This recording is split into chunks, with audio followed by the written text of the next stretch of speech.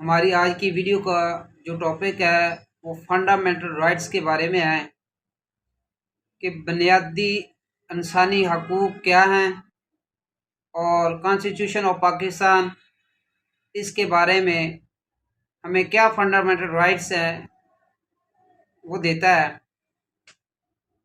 Article 8 से लेकर 28 तक कॉन्स्टिट्यूशन ऑफ पाकिस्तान ने जो फंडामेंटल राइट्स हैं वो बयान किए गए हैं, जो किसी भी सूरत में उनको ख़त्म नहीं किया जा सकता। सिर्फ दो सूरतों में जो फंडामेंटल राइट्स हैं उनको ख़त्म किया जा सकता है। नंबर 1, एमरजेंसी की सूरत में, जब मुल्क में एमरजेंसी नाफज हो जाए उस सूरत में फंडामेंटल राइट्स को ख़त्म किया जा सकता है, जो रियासत है वो ख़त्म कर सकती है। और दूसरी सूरत में इन अकॉर्डेंस विद लॉ, अगर कोई बंदा कानून की वायलेशन करता है,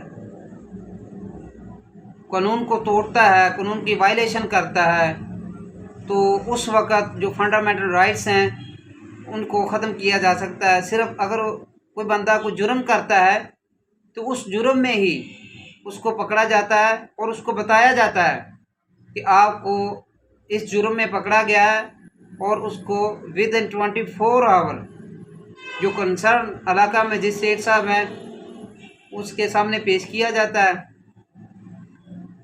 अब हम सबसे पहला जो आर्टिकल नंबर 8 है वो पढ़ते हैं, उसके बारे में बयान करते हैं कि वो क्या कहता है। जो आर्टिकल 8 है वो ये कहता है कि कोई भी ऐसा कानून जो फंडामेंटल राइट्स के अगेंस्ट होगा वो नहीं बनाया जा सकता। अगर कोई कानून बनाता भी है तो वैलिड नहीं होगा। कोई भी ऐसा कानून जो फंडामेंटल राइट्स हैं इनके खिलाफ कोई कानून बनता है तो वो वैलिड कानून नहीं होगा। जो आर्टिकल नंबर 9 है सिक्योरिटी ऑफ पर्सन, इसमें हर पर्सन की, हर शख्स की आज़ादी, हर शख्स को आज़ादी है, उसकी आज़ादी उससे नहीं छीनी जा सकती। उसकी सिक्योरिटी की जो ज़िम्मेदारी है वो रियासत की है, उसको सिक्योरिटी प्रोवाइड करेगी। वो अपनी आज़ादी से किसी भी एक जगह से दूसरी जगह जा सकता है, और उसको अगर कोई उसकी ज़िंदगी को ख़तरा है तो रियासत की ज़िम्मेदारी है कि उसको सिक्योरिटी प्रोवाइड करे। आर्टिकल नंबर 10 है safeguard as to arrest and detention, भी किसी भी शख्स को अनलॉफुली तरीके से गिरफ्तार नहीं किया जाएगा। अगर कोई बंदा कोई जुर्म करता है तो उस जुर्म में ही उस शख्स को गिरफ्तार किया जाएगा।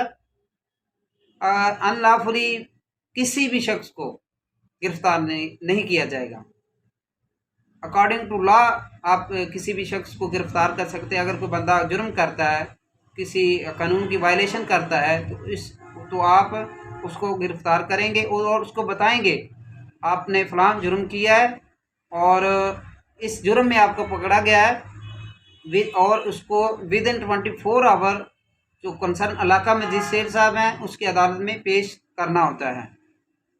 आर्टिकल 10 जो ए है वो राइट टू फेयर ट्रायल, अगर कोई बंदा कोई जुर्म करता है तो उसके खिलाफ जो मुकदमा चलता है, जो ट्रायल चलता है, वो उसको सुने बगैर उसका फैसला नहीं किया जाएगा। राइट टू फेयर ट्रायल, उसको सुनेगी अदालत, उसके बाद उसका फैसला किया जाएगा।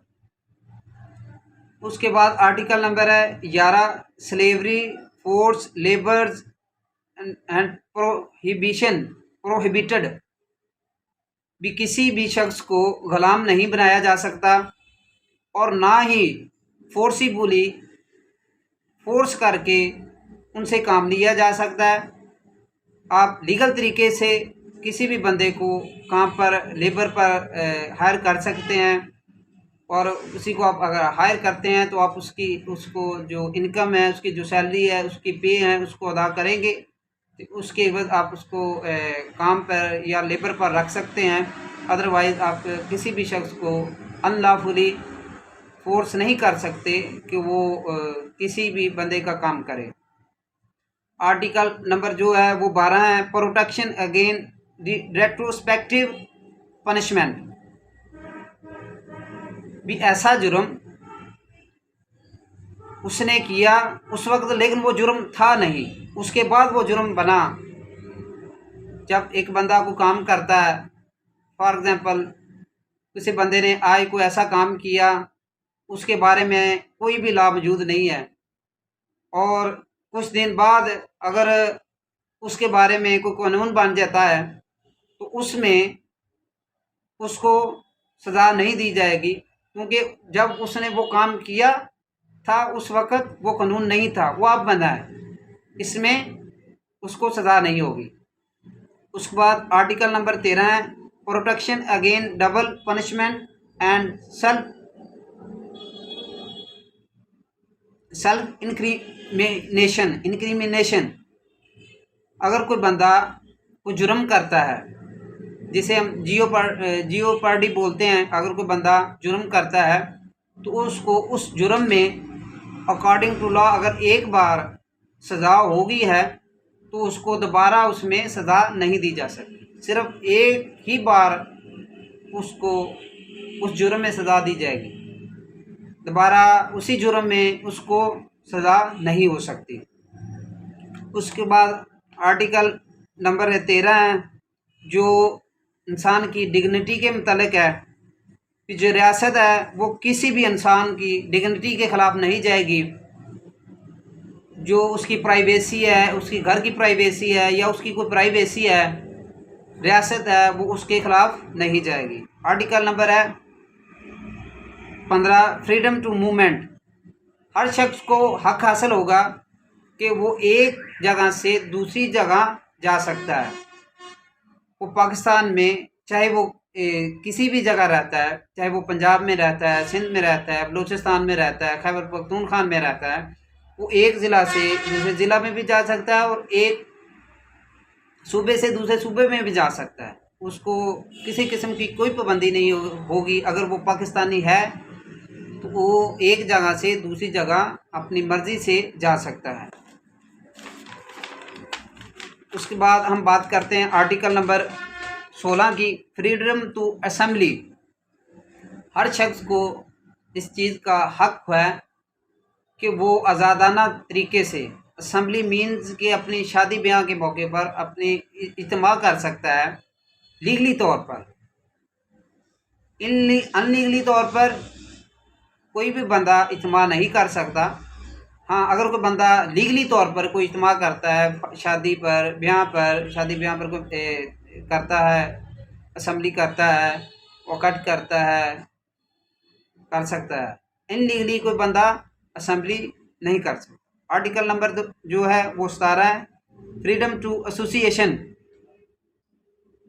इसी तरह हर बंदे की ज़िम्मेदारी है कि वो एसोसिएशन कर सकता है। जिस तरह पॉलिटिकल पार्टी हैं, वो मुख्तलिफ बंदे जो मिलकर एक पॉलिटिकल पार्टी बनाते हैं, एसोसिएशन बनाते हैं, इस तरह हर शहरी का हक है वो एक एसोसिएशन बना सकते हैं, मिलकर अपनी कोई भी वो एसोसिएशन बनाना चाहें तो वो बना सकते हैं। इस पर किसी के ऊपर कोई पाबंदी नहीं है। उसके बाद है आर्टिकल नंबर 19 है, article number 18, freedom to trade, business and profession. इसमें हर शहरी को, हर पाकिस्तानी शहरी को अपनी तिजारत करने का, अपना बिजनेस करने का और अपना प्रोफेशन चूज़ करने का हक है। कोई भी बंदा उसको फोर्स नहीं कर सकता कि आप ये प्रोफेशन इख्तियार करें। हर बंदे को अपनी मर्ज़ी के तहत, चाहे वो जो भी प्रोफेशन है वो इख्तियार करना चाहे, वो अपनी मर्ज़ी से प्रोफेशन इख्तियार कर सकता है। उसी पर कोई भी बंदा उसको फोर्स नहीं कर सकता।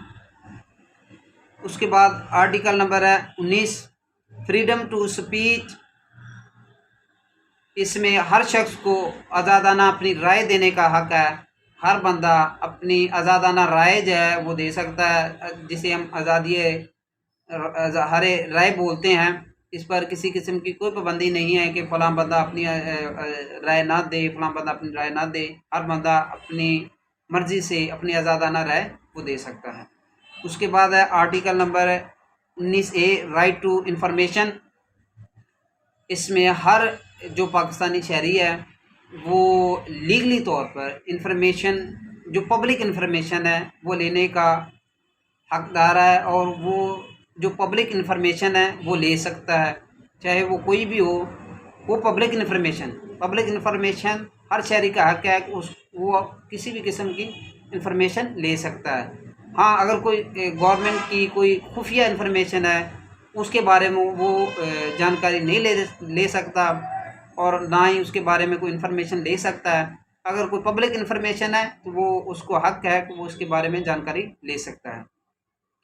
उसके बाद है आर्टिकल नंबर 20 है freedom to profess religion and to manage religious institution. इसी तरह हर बंदे को हक है कि वो अपनी मर्जी से मज़हब इख्तियार कर सकता है, उसको फोर्स नहीं किया जा सकता कि वो अगर वो ईसाई है तो उसको फोर्स नहीं किया जा सकता कि वो ईसाईयत को छोड़कर इस्लाम कबूल करे। ऐसा नहीं होता। वो अपनी मर्ज़ी के तहत जिस मज़हब में वो चाहे रहना चाहे वो ईसाई है, मुसलमान है, वो अपनी मर्ज़ी से मज़हब का चूज़ कर सकता है। किसी को फोर्स नहीं किया जा सकता कि वो फ़लाँ मज़हब छोड़ के फ़लाँ मज़हब में आ जाए, ये ऐसा नहीं होता। उसके बाद है आर्टिकल नंबर 21 है safe guard against taxation of purpose of any particular religious. भी किसी भी बंदे को किसी दूसरी कम्युनिटी या किसी दूसरे शख्स की टैक्स पे यानी टैक्स देने का जो देने पर फोर्स नहीं किया जा सकता। वो सिर्फ अपनी कम्युनिटी के अपनी हद तक टैक्स देने का हकदार होगा। उसके बाद है आर्टिकल नंबर 22 है उसके एजुकेशनल इंस्टीट्यूट भी किसी भी शख्स को ये फोर्स नहीं किया जा सकता कि वो अगर वो ईसाई है तो वो हमारे अदारों में, हमारे मदरसा में, हमारी मस्जिद में आकर इबादत करें या इधर पढ़ें। वो अपने मज़हब के मुताबिक कि अपनी अदारों में अपने मर्ज़ी के तहत तालीम हासिल कर सकते हैं, अपने इंस्टीट्यूट ला सकते हैं। हम उनको ये नहीं कह सकते वो हमारी मस्जिद में आकर इबादत करें या हमारे जो तलीमी अदारे हैं उसमें आकर इबादत करें, या कोई दूसरा तालीम हासिल करें। वो अपनी मर्ज़ी से जिधर वो चाहें अपनी मर्ज़ी से अदारे बना सकते हैं और उसमें अपनी जो एजुकेशन है वो हासिल कर सकते हैं, वो अपनी इबादत कर सकते हैं। उसके बाद आ जाता है आर्टिकल नंबर 23 है प्रोविज़न एज टू प्रॉपर्टी। अगर कोई शख्स अपनी मर्ज़ी के तहत प्रॉपर्टी लेना चाहता है तो अपनी मर्ज़ी से चाहे वो पाकिस्तान का कोई भी हिस्सा हो उसमें प्रॉपर्टी खरीद भी सकता है और बेच भी सकता है। ये हर शख्स का अपना राइट है कि वो पाकिस्तान में किसी भी जगह पर अपनी मर्ज़ी के तहत प्रॉपर्टी ले सकता है और उसको सेल भी कर सकता है। उसके बाद आ गया आर्टिकल नंबर 24 है प्रोटेक्शन ऑफ प्रॉपर्टी राइट्स। अगर कोई बंदा कोई प्रॉपर्टी खरीदता है या उसकी कोई अपनी ज़ाती प्रॉपर्टी है, वो रियासत की ज़िम्मेदारी है कि उसको तहफ़्फ़ुज़ फ़राहम करे, उस पर कोई नजायज़ कब्ज़ा ना करे। अगर कोई नजायज़ कब्ज़ा करता है तो रियासत उसको प्रोटेक्शन देगी, रियासत उसको तहफ़्फ़ुज़ देगी। उसके बाद आर्टिकल नंबर है 25 है इक्वलिटी ऑफ सिटीज़न। भी पाकिस्तान में हर वो शख्स जो पाकिस्तान में रहता है उसको वो सब बराबर होंगे। किसी भी शख्स को किसी दूसरे पर कोई भी अहमियत हासिल नहीं होगी। हर शख्स कानून की नज़र में हर शख्स जो है वो बराबर होगा, चाहे वो ब्यूरोक्रेट्स है चाहे वो एक आम आदमी है, कानून की नज़र में सब बराबर होंगे। उसके बाद है article number 25A right to education. Education की जो ज़िम्मेदारी है वो रियासत की होगी। अगर कोई पाकिस्तानी शहरी है तो उसकी एजुकेशन की जो ज़िम्मेदारी है वो रियासत की होगी। 4 साल से लेकर 16 साल तक के जो बच्चे हैं उसकी जो एजुकेशन है, उसकी तालीम का जो अखराजात हैं वो गवर्नमेंट की ज़िम्मेदारी है। वो गवर्नमेंट अदा करेगी, गवर्नमेंट पे करेगी। गवर्नमेंट उनको जो 4 साल से लेकर 16 साल के बच्चे हैं, गवर्नमेंट उनकी जो एजुकेशन है उनकी ज़िम्मेदार है। आर्टिकल नंबर है 26 भी, अगर कोई शख्स पब्लिक प्लेस विज़िट करना चाहता है, किसी भी पब्लिक प्लेस पर जाना चाहता है, उसको नहीं रोका जा सकता। अगर एक बंदा इधर पंजाब में रहता है तो वो कराची में किसी पब्लिक प्लेस पर जाना चाहता है, उसको विज़िट करना चाहता है, तो उसे उधर जा सकता है। उसको नहीं रोका जा सकता कि आप ये पब्लिक प्लेस है, इसको विज़िट नहीं कर सकते। लेकिन जो भी किसी जगह भी पाकिस्तान में कोई पब्लिक प्लेस है, उस पर जाने से नहीं रोका जा सकता। वो जाकर उसको विज़िट कर सकता है, वो उसका राइट है।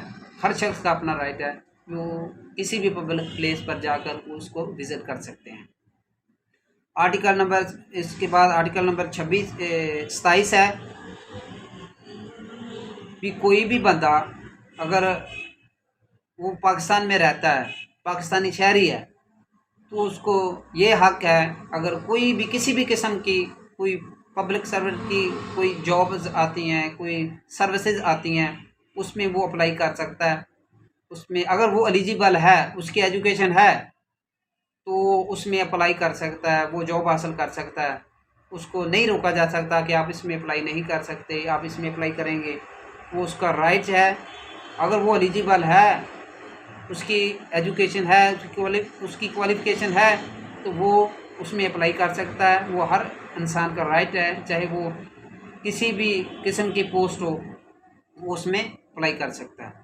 उसके बाद आर्टिकल नंबर है 28 है।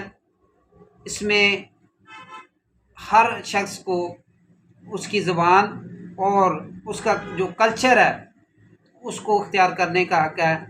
अगर एक बंदा पंजाब में रहता है, वो पंजाबी बोलता है या पंजाबी कल्चर अपनाता है, पंजाबी कल्चर में रहता है, पंजाबी कल्चर को प्रमोट करता है, उस पर कोई पाबंदी नहीं है कोई वो ये करे या वो इसमें ना करे। अगर कोई सिंधी है, वो अपनी सिंधी ज़बान बोलता है या उसमें अपनी सिंधी कल्चर को प्रमोट करता है, उसको किसी को फोर्स नहीं किया जा सकता कि वो पंजाबी कल्चर ना प्रमोट करे या सिंधी जो कल्चर है उसको ना इस्तेमाल करे या उसको ना पंजाबी कल्चर को प्रमोट करे। अगर कोई बलोची है, वो बलोची ज़बान बोलता है या बलोची जो उनका कल्चर है, जो उनकी रवायात हैं, उनको किसी भी बंदे को इससे नहीं रोका जा सकता कि वो फ़लाँ कल्चर को इसको प्रमोट करे या फ़लाँ कल्चर में रहे या फ़लाँ कल्चर में ना रहे। अगर कोई पंजाबी है, अपने पंजाबी कल्चर में रह सकता है। अगर कोई सिंधी है, अपने सिंधी कल्चर में रह सकता है, उसको प्रमोट कर सकता है। अगर कोई बलोची है, उसमें अपने उसमें रह सकता है, उसको प्रमोट कर सकता है। और ये थे हमारे आज के जो टॉपिक था, जो फंडामेंटल राइट्स थे, जो तकरीबन हर पाकिस्तानी को पता होना चाहिए कि जो हमारे फंडामेंटल राइट्स हैं, जो हमारा कानून है, वो हमें कौन कौन से फंडामेंटल राइट्स हैं जो हमें मुहैया कर रहा है, उसके बारे में हर बंदे को इन्फॉर्मेशन होनी चाहिए।